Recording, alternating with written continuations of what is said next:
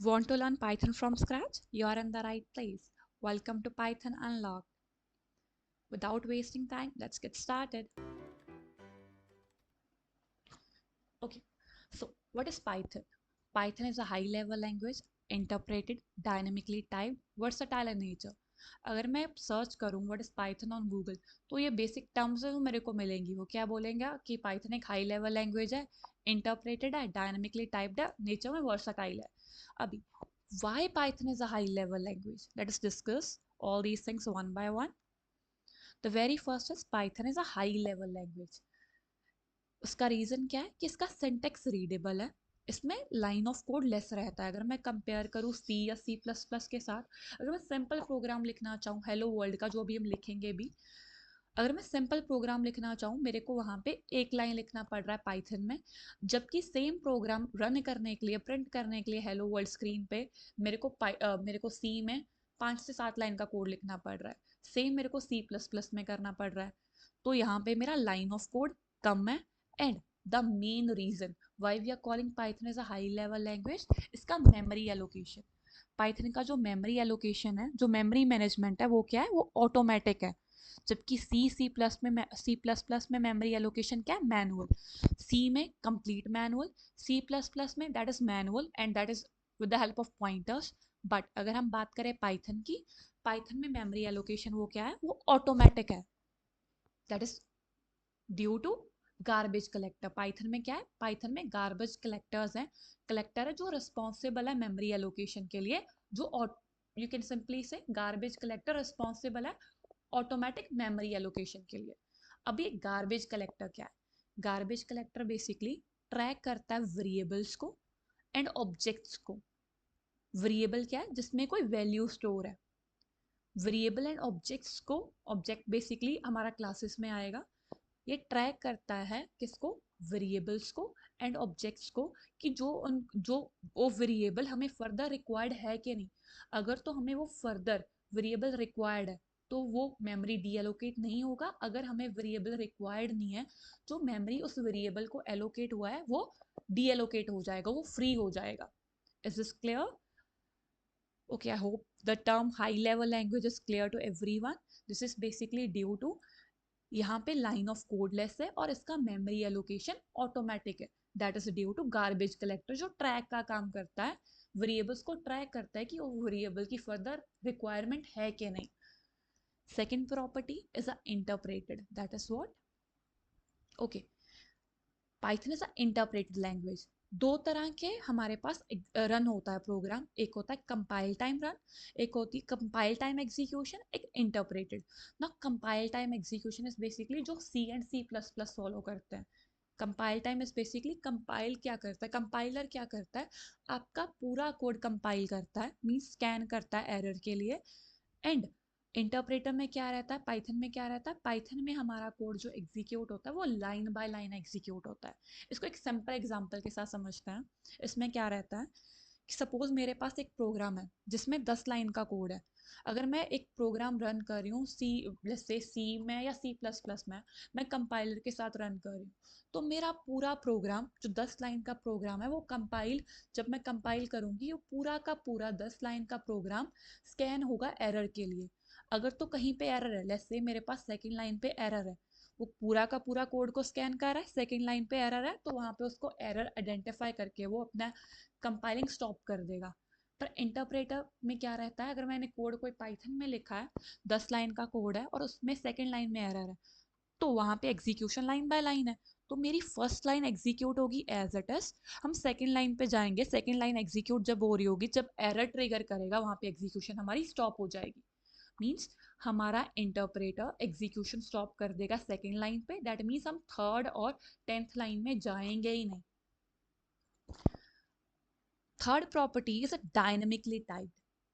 Dynamically typed क्या है कि मेरे को यहाँ पे डिक्लेयर नहीं करना पड़ता कि किस तरह का डेटा स्टोर है वेरिएबल में. अगर मैं सपोज लिख करूँ, मैं लिख रही हूँ a इज इक्वल टू 5.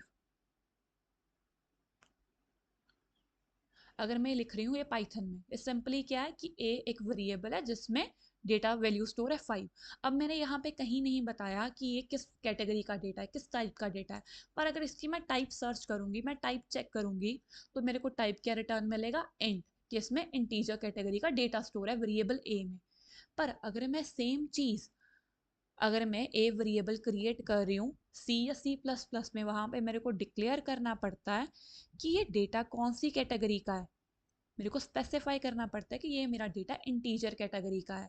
अगर मैं सी और सी प्लस प्लस की बात कर रही हूँ, आई सब need to specify integer int, sorry, that is a is equal to 5। Int is a short form of integer. Okay, अगर मैं सेम चीज बात करूँ पाइथन में, मेरे को सिर्फ क्या लिखना है, a is equal to 5। That is simply एक वेरिएबल है जिसमें इंटीजर डेटा स्टोर है जिसकी वैल्यू 5 है। Last, next property is a versatile property. That is what? This is a versatile in nature. That means what? That means मैं इसको web development के लिए भी यूज कर सकती हूँ, मैं इसको मशीन लर्निंग, डीप लर्निंग में यूज कर सकती हूँ।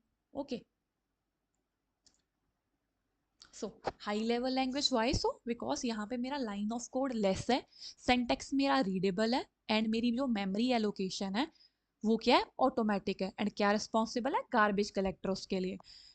Next is interpreted, that means जहाँ पे मेरा लाइन कोड कैसे एग्जीक्यूट हो रहा है, लाइन बाय लाइन, एक लाइन एग्जीक्यूट हो रहा है, देन सेकेंड लाइन एग्जीक्यूट हो रहा है। Third is dynamically typed, that means I no need to specify which type of data I am storing और which type of value I am allocating to a variable, वो run time पे automatically detect हो जाएगा। Last is versatile, मैं Python को use कर सकती हूँ डिफरेंट डिफरेंट वेज में, डिफरेंट डिफरेंट वर्क्स में। इसके यूज केस, मैं इसको यूज कर सकती हूँ वेब डेवलपमेंट के लिए, एआई में यूज कर सकती हूँ। Okay, now coming to this, we are calling, let's say compile time language. Compile time जैसे हमने बात करा C and C plus plus, तो वहाँ पे क्या होएगा, जो आपका इंटायर प्रोग्राम है वो चेक होएगा। जब एंटायर प्रोग्राम रन होने से पहले चेक होएगा, कंपाइलर क्या करेगा, स्कैन करेगा। अगर मेरा line of code, let's say मेरा प्रोग्राम 10 लाइन का है, तो वो 10 की 10 लाइन को स्कैन करेगा फॉर एरर। और अगर किसी लाइन पे एरर है, लेट्स से सेकंड लाइन पे ही एरर है, तो वहाँ पे कंपाइलर क्या कर देगा, स्टॉप कर जाएगा एंड आपको एरर शो करेगा। ओके, वेयर एज यहाँ पे पाइथन में क्या रहता है, आपका कोड रन होता है line by line. That means मेरा कंपाइलर, वहाँ पे मेरा कंपाइलर इंटायर कोड को स्कैन कर रहा है, और यहाँ पे मेरा कोड एग्जीक्यूट हो रहा है line by line. Interpreter start करेगा फर्स्ट लाइन से, उसमें कोई एरर नहीं है, प्रोसीड टू सेकेंड लाइन, उसमें कोई एरर नहीं है, proceed to third line and so on. जब तक कोई एरर ट्रिगर नहीं करता, ये प्रोसीड करता जाएगा लाइन बाय लाइन। सपोज करो किसी लाइन पे एरर है, सपोज फर्स्ट लाइन एग्जीक्यूट हुआ, second line execute, third line पे एरर है, और थर्ड लाइन पे एग्जीक्यूशन स्टॉप हो जाएगा एंड लाइन 4 से लाइन 10 एग्जीक्यूट ही नहीं होगा। I hope this is clear now. Now key features of Python, first is its easy to learn. एक तो इसका सिंटैक्स सिंपल है and line of code less है, तो ये लर्न करना इजी है in comparison to other languages. Cross platform है, दैट इज बेसिकली व्हाट, यहाँ पे इम्पैक्ट नहीं पड़ता मैं कौन सा ऑपरेटिंग सिस्टम यूज कर रही हूँ। सिंपल एग्जांपल ले लो, अब आप में से कुछ लोग यूज करेंगे इम्प्लीमेंटेशन के लिए विंडोज, कुछ लोग यूज करेंगे मैकबुक, कुछ लोग लिनक्स का ऑपरेटिंग सिस्टम यूज करेंगे। यहाँ पे अगर आप विंडोज पे भी वर्क करें तो भी इम्पैक्ट नहीं पड़ता, मैकबुक यूज करें तो भी कोई इम्पैक्ट नहीं पड़ता, और if you are working on Linux operating system, that is also not making any impact. So it's a cross platform. यहाँ पे कोई प्लेटफॉर्म की डिपेंडेंसी नहीं है कि पाइथन सिर्फ विंडोज के लिए वर्क करेगा, मैक के लिए वर्क नहीं करेगा, जैसे कुछ एप्लीकेशन होते हैं। तो ये क्या है, क्रॉस प्लेटफॉर्म, ये हर एप्लीकेशन, हर ऑपरेटिंग सिस्टम पे वर्क करेगा। Next property is open source, ये फ्री टू यूज है, हम पे नहीं कर रहे हैं इसको यूज करने के लिए। ओके, नाउ अभी इस सीरीज में हम क्या डिस्कस कर रहे हैं, जैसे आपने इंट्रोडक्टरी वीडियो भी देखा होगा, यहाँ पे हम स्क्रैच से स्टार्ट करेंगे। मीन्स हम हेलो वर्ल्ड से, सिंपली एक एग्जांपल ले लो, हम हेलो वर्ल्ड से स्टार्ट करेंगे।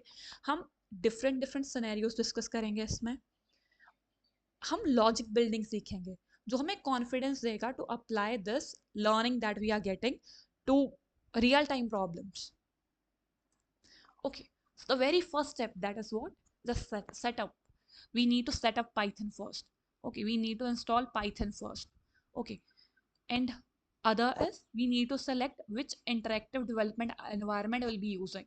Okay, अगर हम पाइथन इंस्टॉल करें उसमें आईडीएल होगा जो हम यूज़ कर सकते हैं, और अदर इंटरेक्टिव एनवायरनमेंट है जैसे कि वीएस कोड बहुत पॉपुलर है, स्पाइडर है, पाईचार्म है, जुपिटर नोटबुक है। रिमेंबर ये एक इंटरेक्टिव डेवलपमेंट एनवायरनमेंट है। ओके, पर अगर हम इन्हें यूज़ कर रहे हैं तो हमें पाइथन इंस्टॉल करना पड़ेगा, इन्हें हमें पाइथन के साथ इंटीग्रेट करना पड़ेगा।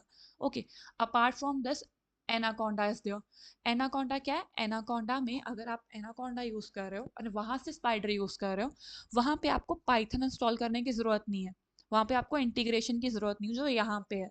वहाँ पे मेरे को सिर्फ क्या करना है, मेरे को एनाकोंडा इंस्टॉल करना है। वहाँ पे मेरे पास मेरे पास स्पाइडर, यूपिटर एंड डिफरेंट चीज़ों का असेस रहेगा, एंड वहाँ पे पाइथन उसमें वो इनकॉर्पोरेट करता है, पाइथन को हमें इंस्टॉल करने की ज़रूरत नहीं पड़ती। And next is where we can use this other category is one more is there's a Google Colab. Google Colab is basically a cloud-based interactive development environment. इसमें क्या है, हमें सिर्फ एक गूगल अकाउंट की ज़रूरत है। हमें गूगल अकाउंट साइन इन होना चाहिए। Simply on your Google type down Google Colab, and there you'll be getting the option, and you can for creating a file and you can start working with that. We'll be discussing all these one by one. Okay, we'll be starting from very basic, that is firstly we will install the Python, and then we will be executing a simple program. Okay, let's get started. Firstly, for installing Python, we need to visit official website. Simply go open any browser, type Python over there.